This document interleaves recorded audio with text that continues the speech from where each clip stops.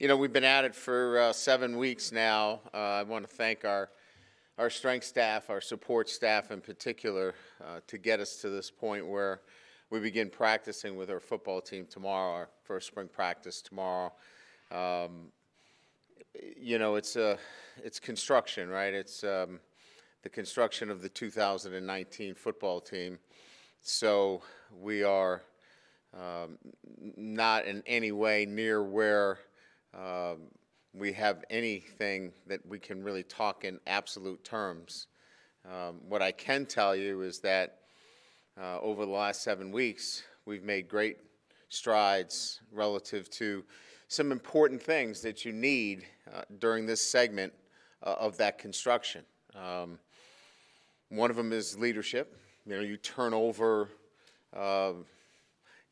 great leadership on a team that went to the college football player. So you have to develop leadership during those 7 weeks. And I really like the leadership that's developing within our 2019 team.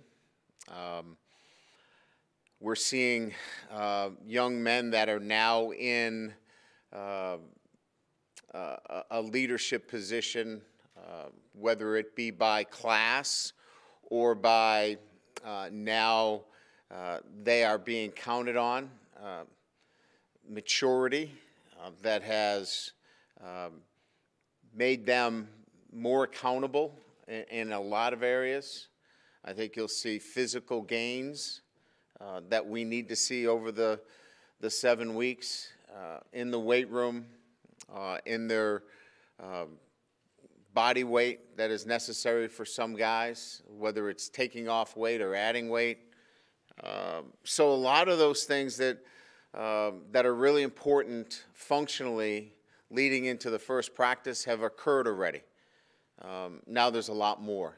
So in our preparation, the physical end of things, we've seen some really good things. And now we'll get into some technical things relative to the spring ball. Positionally, we're going to move some guys and get a chance to look at them. We'll have some great battles. I don't have all the answers for you today. We did open up practice a little bit more so you guys could see the battles that are going on, because we don't have all the answers right now. We're going to let them compete. I do really like this group in the way they have competed and everything that we've put them in front of in terms of competition opportunities. It's a competitive group, and I think you'll see that. So this is a different group than last year. There's a lot of similar players, but this 19 team is starting to show itself as a group that loves to compete, and I think you'll see that when you watch them practice. They really love competition and when they're put in those kind of competitive atmospheres. So I think we've done a really good job of, our nutrition team has done a great job of educating our young players. We had 10 mid-years come in, and they needed to be educated in a lot of areas, but in nutrition and training, and so that's occurred as well, and they've blended in nicely. Rob Hunt and his training staff have done a great job of bringing guys back from surgeries and injuries. Really pleased where we stand from that regard, and I'm sure we'll have some questions on that as well. So, again, where we stand going into the first practice, there'll be a lot of competition. There'll be some guys that we'll protect that have a really strong resume, and then some guys that have to prove themselves. So I think you got a little bit of everything that you'll get a chance to see, and then some segments of our program that need to continue to build as we look towards this team. So I'm sure there's a lot of questions. I'll do my best to give you as many of the answers as I can without the absolutes. So we'll open it up, Tim. First of all, in all seriousness, we do appreciate the opportunity to view your team.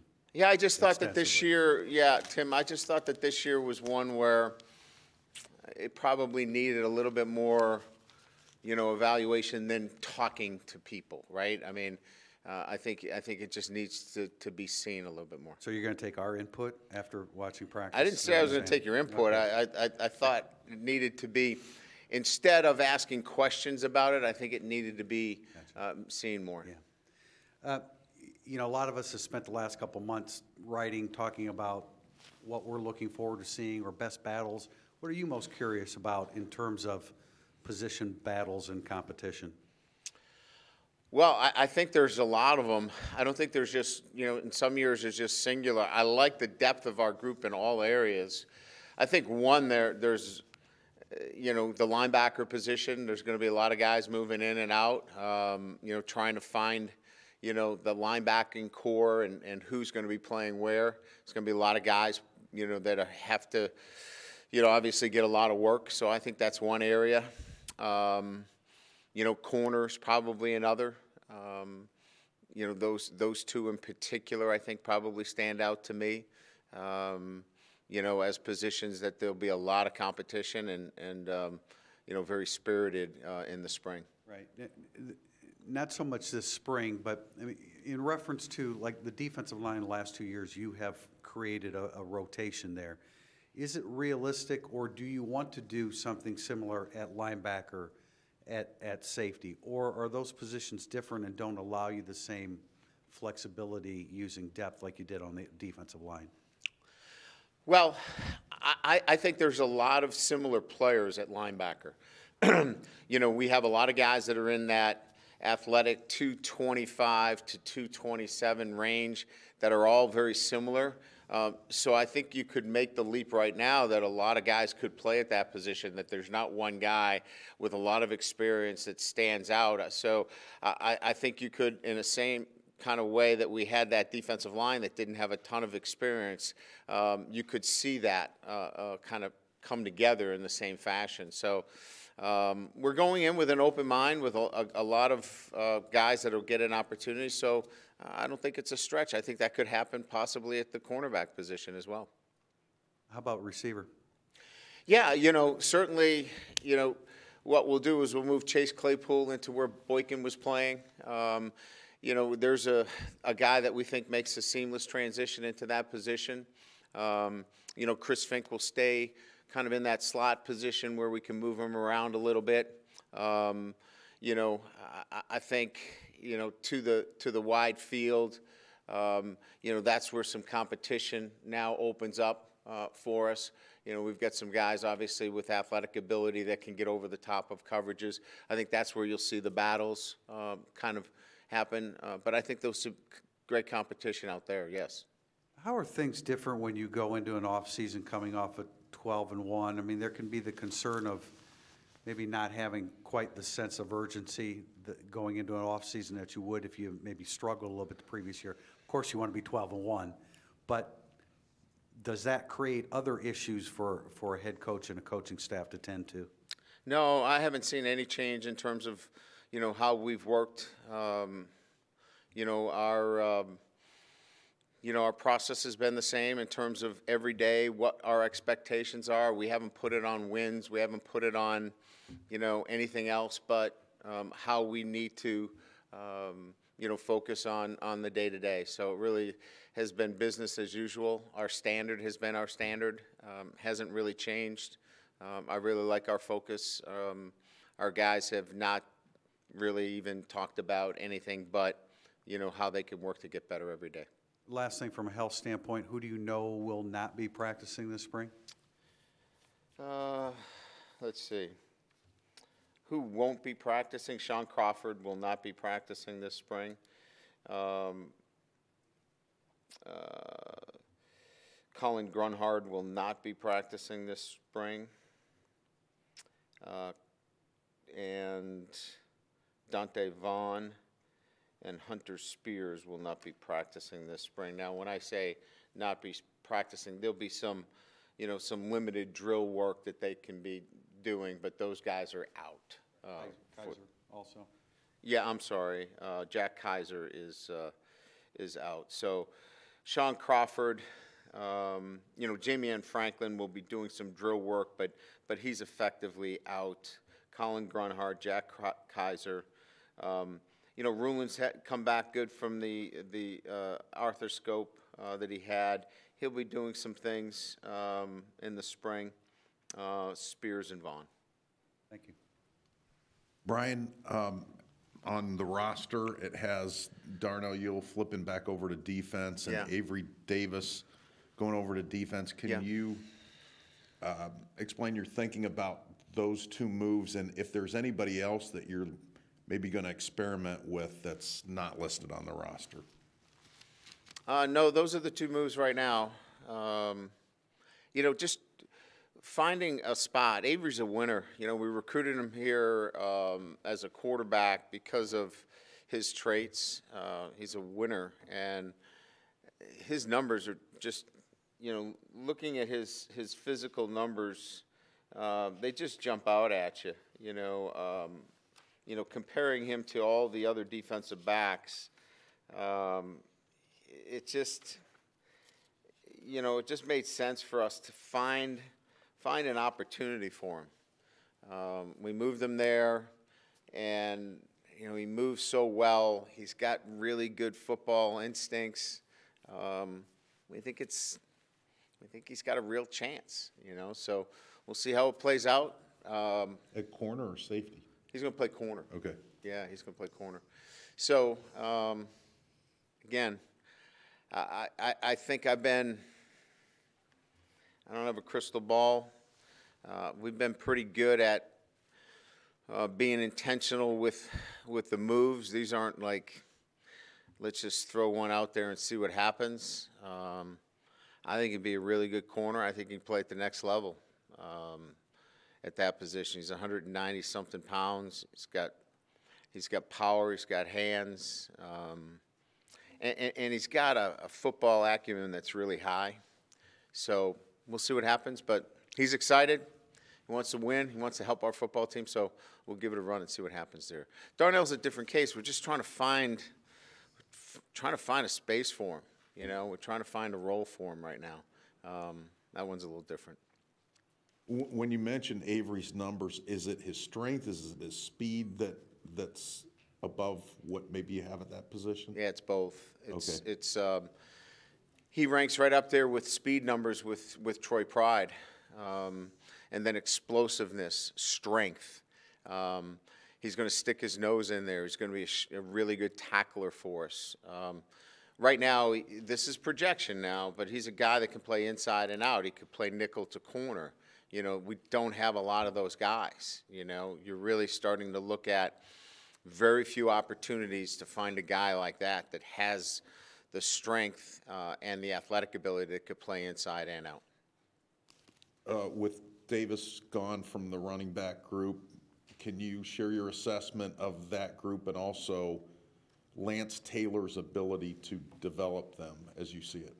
Yeah, I'm really excited about Lance. I think he brings a wealth of experience, and we think I've had a very short period of time with him, but I really like my interactions with him on a day-to-day basis. I know he's already touched our players immediately in that room, so I look for great things at that position. I can't really give you a sense of how that's all going to shake out, but Jafar Armstrong's played at the position, Tony Jones, those two guys. Jameer Smith looks great. He's put on about 13 pounds. Looks great. You guys will get a chance to see him, and we'll see how they play with the football in their hands, and how they pick things up.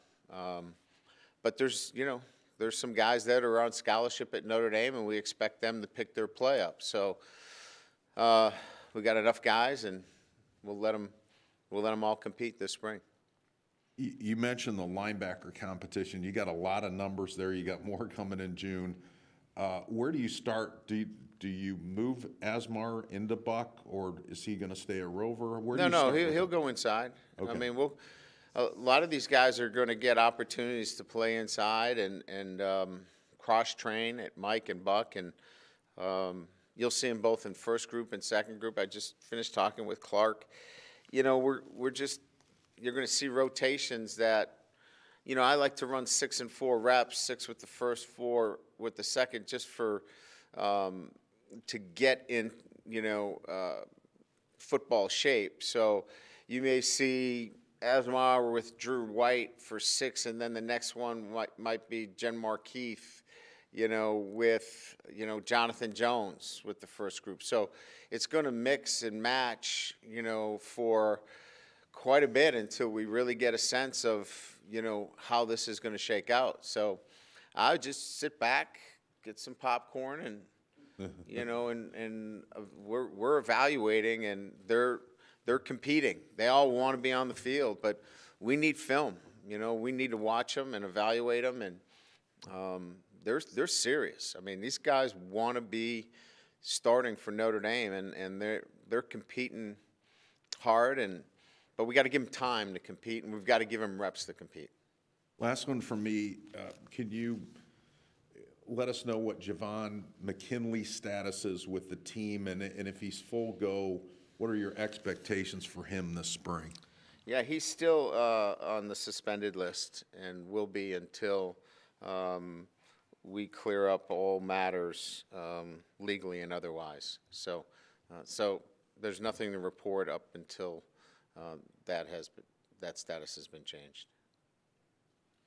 Coach, you mentioned wide receiver. You're kind of making that move of putting Chase into the boundary. At Yes. corner, you guys lost an All-American boundary player who started actually under Coach Elko in 2017 to the field. Is right now the competition for the boundary spot at corner, or is it more of who's your number 2 corner and then you can kind of fit them where they need to be? We like Troy to the field. Doesn't mean he can't play into the boundary. Look, you can do a lot more things into the short field in terms of rolling coverages and things of that nature, as you know.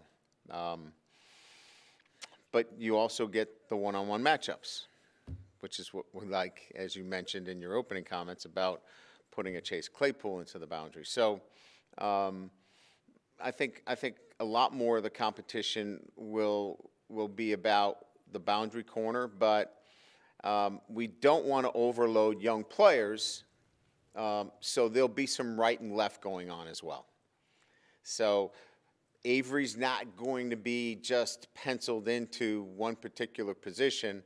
We want him to go right and left because we want to see a guy that has had no experience playing corner, whether he's best suited to be a field corner or a boundary corner. So we want to have an open mind as it relates to his skill set. Some other guys, like we're moving Houston Griffin to corner, we feel like he's a boundary corner. So we're going to put him into the boundary, and he's going to play into the boundary. So when you see him competing, he knows our defense. He's so much more confident in our defensive structure. He's extremely physical. He's had a great offseason. Of all the defensive backs, he's probably, physically done more than anybody else in terms of changing his body, strength, speed. We feel like he's ready for that challenge in the boundary. You mentioned the field boundary versus right-left. I've seen teams like Clemson last year, for example, you watch them on film, they're usually a field boundary team, but when they would play Wake Forest, some of those up-tempo teams, they'd go left to right. Is now the time of the year where you can kind of maybe tinker with some of those, with your end positions or receivers, where if you are going fast or the opponent's going fast, you can kind of look at some of those different looks? Yeah, absolutely. And so actually when we run our 88s, we go right and left. So you have to have a base knowledge of our defense. And in our calls, it's like anything else, right? Your calls become a little bit more vanilla when you get into those high-tempo kinds of situations as well. So you can afford to be more right and left. You guys were very excited when the 2018 class signed, but they also kind of came into a situation where you were a very veteran team in a lot of places. Now, you look at the two deep and the roster, there's a lot of those guys seem to be in position. What kind of growth, if any, have you seen from that group, from that class heading into the offseason? Well, I think more than anything else, it's when you sign that class, they really need this off season to really understand what it takes to put themselves physically in a position to compete at the highest level. And they really don't get that until now. They're starting to understand what it takes, the grind of it. So I like the, as I mentioned earlier, I like the fact that that class now really clearly understand what it takes. They kind of ride the bus a little bit in that first year, and it's kind of nice. Now they got to get in, and they've got to dig, and they understand how hard it is now. So there's a different kind of commitment level that this group has, and it's starting to show itself amongst the group. From a coaching standpoint, you've got some positions on your roster. You look at receiver, for example, you've got Chase and Chris Fink and Michael Young that have played a bunch, and then there's kind of a big drop-off, and it's all those young sophomores we talked about. Similar situation at cornerback where it's Troy and really not a lot of guys that have played that position a lot that are healthy for the spring. How difficult can it be, or what's the challenge for a coach, like Coach Alexander or Coach Light, to kind of have that big gap between veterans that you want to coach up and get better, and then those young guys that you're still having to kind of bring along?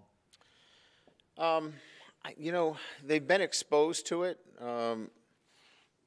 So, Joe Wilkins was with us all last year, so, he knows what it's like. Michael's, got a chance to catch some big balls for us last year. He's part of that receiving core as well. So there's enough there at every position. And if you go across the board, we just talked about Houston, right? Dante Vaughn's going to be back with us in the fall. So when you really dig down, there's some young players, but there's enough veteran presence at every position that makes you feel pretty good. That you're not just turning it over to some guys that haven't seen it, haven't been around it, don't know what it's like, haven't been on the road, haven't been in that kind of atmosphere before. So I think I'm much more about giving them the opportunity, and they know what a standard of excellence is, and they've got to live up to it. Speaking of standard, that's a very nice segue, Coach. Well done. I'm going to talk offensive line. The last few years, you've had some really outstanding leadership. You've always talked about not just how good guys like Nick Martin were and Quentin Nelson and Mike McGlinchey, but also the leadership they provided, the standard that you mentioned. You've now lost two more captains, Sam Musfer and Alex Bars. What's the transition been like as far as guys like Robert Hainsey and other players kind of stepping into that leadership void, that setting the Stanford standard type of situation? Sure, right. So, I think we had this conversation a few years ago when, I did a poor job of cultivating, those leaders. And so we had guys ready to step in, and, Robert's done a great job, Hainsey of really being that guy and seeing that it was his turn, to step in. Liam's done a really nice job as well. Kramer. Those three guys in particular have worked as one, if you will, and have provided the same kind of leadership that group has had every single year since, that I've been here, and even more so in the last 4 or 5 years. So feel really good about it. They've seen that tradition passed on, and that tradition doesn't graduate, that saying that we've heard so many times, and they've picked up, and they have the personalities to lead, and we've put them in leadership positions. They both have SWAT teams, so they're leading their groups and doing a great job. Last one for me, Coach. You look at the safety position, you talk about moving Houston Griffith to corner. You've got the 2 returning starters plus Devin Sudsill. From a depth standpoint, do you feel like Derek Allen or Paul Mawala are guys that are capable of kind of fitting into that rotation, kind of filling that void that you are going to lose with Houston moving to another position? Well, they're certainly going to get an opportunity. You're going to see a lot of them. So, look, we've got guys coming in the fall that we're really high on too. So some of this will be their opportunity to get ahead of the competition that's coming in, and they know there's competition coming in. but you're going to see a ton of Moala. You're going to see a ton of Allen, and they're going to get a chance to compete and see what they're about. We know what Alohi can bring. We're going to protect him a little bit. He's going to obviously lead, but we know what we've got there. But we're going to move towards these younger players competing at the safety position. Hi, Brian. I got just a couple of questions. First of all, captains. Where are you there with naming captains? Or we'll name them before we leave. Before they leave after exams. So we'll have captains selected. It's different than last year. They need to go through spring ball, and probably my guess right now is that we'll let them go through spring. There's some things that'll happen in the spring that some of the guys will be forced to step up and show a level of accountability that they need, and then we'll name captains.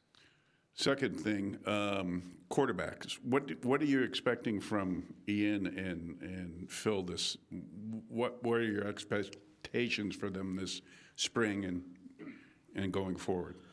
Well, they're going to get a lot of work. Ian's going to get a ton of work. He's got to get better. There's a number of areas that we've listed for him internally that he needs to work on. And then Phil, obviously, just, he's one step away from being the starting quarterback. So this is his spring where he's really got to show himself in terms of understanding the playbook, being ready. He wasn't the next guy in last year. He is now. So this spring is crucial to his development. And so there are two different, obviously, goals, if you will. Ian has some specific things that he has to work on in his game to be, a great quarterback. And certainly Phil's got to gain the confidence in the offense and the guys around him that if he's called on, he can lead us to a championship. Specifics when you're talking about with Ian, what are they? Well, I think look, I mean, it's the whole quarterback thing. He just played ball for 6 or 7 games, and then he had to wait about a month and then play in a playoff game. It's all that goes around the scope of the position. Just handling the distractions of it. The details of the position. So there's just so many nuances that he has to work on. Pocket presence, getting us in the right play. There's just so many little details that he has to work on that are just going to make him better. They've worked on technique. Are they different now throwing than they maybe? No, we really never touch anything from the waist above other than the neck above, right, in terms of, the mental game. But we don't really mess with the mechanics. Once they come here, they are who they are. It's generally footwork, timing, base and balance, pocket presence, things of that nature. Okay, and finally, coming off of the game in Dallas, what did you see? Where are things where you feel like, okay, we need to improve here a little bit more, or Yeah, I mean, it was an 80-20 game for us. 80% of stuff we loved. There was about 20% of the things that, we wish we could have been better at. We needed to coach better. We learned a lot as a coaching staff. But look, if you don't get into those games, you can't get better as a football team. And the margin and the measuring stick is to win a national championship. So to get in that game and to measure it against the 20% of things that we wanted to do better, it's get on the dividing line and 2 vertical when you're playing invert. I mean, it's technical stuff. It's, B gap control, not C gap control in the run game, on one play, Look, the big difference is in 12, we couldn't control the line of scrimmage. We were able to meet and at times control at the line of scrimmage. That's a big difference. Their skill was outstanding. We have to continue to grow in the skill area, and that's the next challenge for us to take the next step. Our skill level has to continue to grow. We're doing really good things as a program, but we still have to continue to build in those areas to make sure that 80-20 becomes 100%. And if we do that, we'll win a championship. Brian, with Lance Taylor, how familiar were you with him as you started to go down the road with him as a potential candidate, and just through the interview process, what were the things that sort of caught your attention? I didn't know him at all. We had members of the staff that knew him. So generally it's recommendations from the staff, and then you begin that process. Then I have my agent reaches out, gets people that I know that know him, and then that process begins. No, my first meeting was the interview when he came on campus, and I was very impressed. We come from a similar background in terms of philosophy, a positive coaching environment, demanding but positive, and I was convinced that he wants to be a college football coach, that this isn't, hey, I just want to stop over before I head back to the NFL. I wasn't interested in hiring somebody under those circumstances. So once we were convinced that he wanted to build relationships with players, and Notre Dame wasn't a springboard for him to get back into the NFL, I felt that he was a great fit for Notre Dame. In his room, Jafar Armstrong struggled through some injuries last year. Is one of the big steps for him sort of being able to play through those, train to prevent them? I mean, some of it is bad luck. Yeah. I think it was something that Dexter Williams really sort of grabbed hold of last year, where he was able to get his 80% on the field opposed to going back to the training room. Yeah, Pete, it's an interesting question. So I think the best way that I would answer that question, Jafar is a tough kid, tough kid. But I think it goes back to what you said is you can't play this game at 100%. So mentally, how do you play it at 80%? And I think as a young player at that position, never having played it before, how do I play this position at 80%? And look, there's a lot of great running backs who can. Maybe we could look to the Super Bowl. Maybe there's some guys that can't play it at less than 80%. So it's an interesting question. I think he's handling it, and he understands it. And I think his maturity and understanding that he went through it in this year is going to make him a better football player because of it. I think you sort of touched on this maybe with one of Tim's questions about sort of big picture, but this time a year ago it was pretty obvious. You had the Miami game informing what you want to do at Virginia Tech, and sort of what happened in November informing what you want to do in November. Is there an easy hook for this offseason like that? I think the easy hook is what you did last year. It has no carryover to this year, in that just because you know how to do it doesn't mean you can do it again. You have to work at it again. And this is work. And I think that's where teams get lost in the inability to do it again, is that they think that because they know how to do it, that they automatically can do it again. It's not knowing how to do it. It's putting in the time and the effort and the sacrifice that's really hard. So going back and doing all the hard work, pushing that rock up the hill again, is what they have to do again.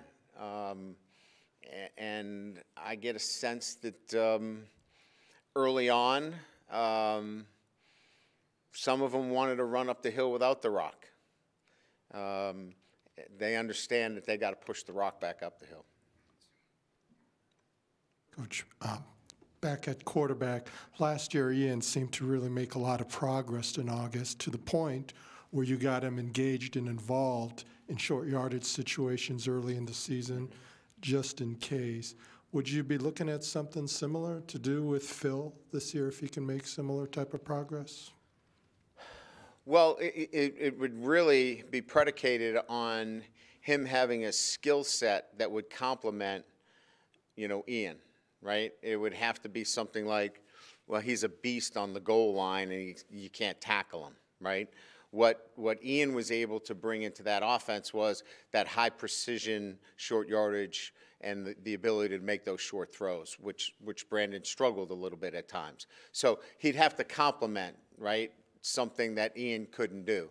So early on, you look at, can Phil go in there and be somebody that can't be tackled down there? I don't know. We'll see what happens as we move forward.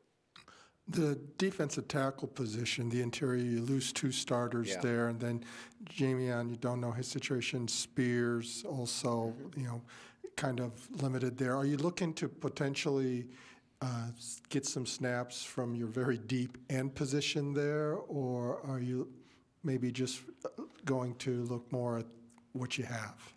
Boy, I think we got three really good ones in Heinisch, Tagliavola, and Adiomola. I mean, those three guys are really good players. Really good players. So Tag and Heinisch, Adiomola, there's three guys right there. And maybe one of those freshmen. Lacey looks good right now. You guys will see Lacey. I think he's ready to play early on. We'll see what happens in the spring. Early on, his first step quickness, he's 292, moves well, mature kid. There's four guys right there. Add a couple of the freshmen to depth. There's 6 defensive tackles. There's not a lot of teams that have got 6 good ones. So I feel pretty good there right now. Would you consider the defensive end position the one almost you can build around as far as with the combination of experience, no doubt, pass rush, run stoppage? I mean, there's not enough reps for everybody there. I mean, you'd even look at, can you redshirt somebody there? I mean, it's just, there's so many guys there. There's great depth there. So they're all going to want to compete. They're all going to want to play. It's going to be hard to get all those guys on the field. It's a great situation to have. Thank you. Yep. Brian, here, real quick, back to the receivers. You mentioned Wilkins. I'm not sure you mentioned Austin. Does Austin compete to the wide side, or is he with Claypool? We think he's a guy that can move, back and forth. He's got length and speed. So ideally, the combination of Mike and Austin, you know what I mean, and the combination of Austin and Claypool, give us a 3-man rotation with the X and W right now until we find that fourth. Go ahead, Alex. Coach up here. Yes, last year going into the offseason, you talked about how the Citrus Bowl win really kind of propelled your team throughout spring and into the season, kind of building that confidence, getting a win over LSU. Obviously, losing the Cotton Bowl definitely hurts, but do you see that game can kind of have the same effect on this year's team as providing that confidence or just that motivation to get back? Certainly. I think more than anything else, there's a confidence that if they really just stay focused on what we've established as our standards on a day-to-day basis, how they can win, and if they're not thinking about outcomes and they're thinking about how they can get there, they're going to be successful. So I just think having the fact that there's enough players in this room when we meet with them that they know that if they stick with the plan, we're going to be successful. Win or lose, that game, it's been a positive experience for him. After the game, I was talking with Drew Tranquil, and he mentioned that he felt that Notre Dame, in his words, might not have that dog in them. I guess my question really, and it may sound like a funny one, is Notre Dame almost too nice to win the big game? Are we too nice? No, I don't think so. I mean, I think that, again, if you look at the game itself, technically, we needed to coach better in that game. I don't think that has anything to do with not being competitive enough. And we went up against a team that had been together for 54 wins and a veteran team. So we got to keep our group together. But, things are said after the game that, believe me, I've said a lot of things that I regret saying. So, again, I think there's nobody on this team that I wouldn't say doesn't have the toughness, mental or physical toughness, to match up to anybody in the country. I think their skill players were outstanding. We got to continue to build there, as I said earlier. I love where we are on the offensive line and the defensive line, where we've made the strides. Got to continue to grow in that one area that I mentioned, but I like our mental toughness. All right, we'll end it here with Mike. All right. We'll see you guys at practice every day. You guys will get sick of us. I got one more. One? Just two more, one? right, yeah, maybe two. But since the Virginia Tech receiver, the grad transfer, was on campus recently, I wondered if the door is still open for a grad transfer addition of any sort at this point for you, and or have you closed that door? No. There's 1,500 players or more in the transfer portal. That's a whole other press conference to deal with on a different day. But it requires, daily evaluation, because you've got different things happening. You've got John Smith from, an Ivy League school that has grown 4 inches since he got there, and now he's 6'4", and not only is he a great student, but now he can pass rush the quarterback. He's in the transfer portal, because now he wants to play at a higher level. So to answer your question, we have to be on that every single day. We have to be monitor it like you're in the NFL, looking at everybody's roster if in fact they get released. So it's just a different animal right now. We have to pay attention to it. So we have to be in that market every day. The other one is there were reports and sightings of Chip Long down in Alabama making a meeting with Alabama on campus, whatever. What can you share about that process and your openness to let him go through that process if indeed those reports were accurate? Yeah, I heard about those. He he's originally from there, and he is investing in a barbecue chain in Alabama.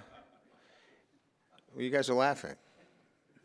So that's why. That's it, yeah. No, not seriously, but it sounds pretty good, doesn't it? Yeah. Nothing to it, though. Yeah, the barbecue stuff. Nothing to the barbecue. All right, thank you. Thank you, guys.